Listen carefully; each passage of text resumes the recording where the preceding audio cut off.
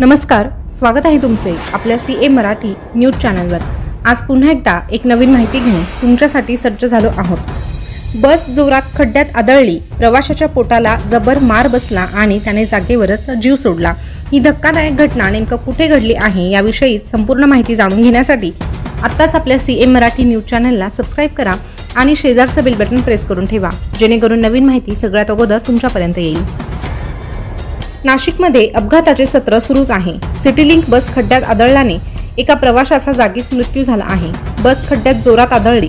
खड्ड्यात बस जोरात आदळल्याने प्रवासी सीटच्या पाठीमागील भागावरील जोरात उडून पोटावर पडले।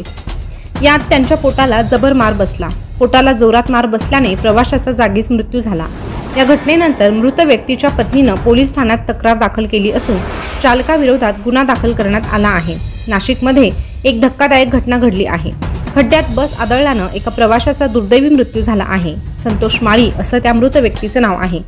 सिटी बसमधून संतोष माळी आणि त्यांच्या पत्नी प्रवास करत होते, मात्र एका खड्ड्यामुळे त्यांचा मृत्यू झाला आहे। बस रस्त्यावरून जात असताना रस्त्याच्या मधोमध एक खड्डा आला। खड्ड्यातून सिटी बस जात असताना जोरात आदळली।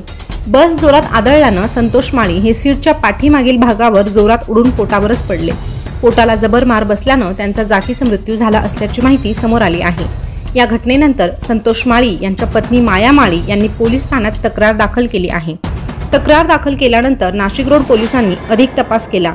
त्यानंतर नाशिक रोड पोलिसांनी सिटी बस चालकाविरोधात गुन्हा दाखल केला आहे। या घटनेनंतर खड्ड्यांमुळे आणखी किती निष्पाप जीवांचे प्राण जाणार, किती प्रवाशांना दुखापत सहन करावी लागणार असा संतप्त सवाल नागरिकांकडून विचारण्यात येत आहे। या घटनेबाबत तुमच्या प्रतिक्रिया काय आहे, कमेंटद्वारे नक्की कळवा आणि अशाच नवीन ताज्या घडामोडी पाहण्यासाठी आपल्या सीए मराठी न्यूज चॅनलला सबस्क्राइब देखील करा। धन्यवाद।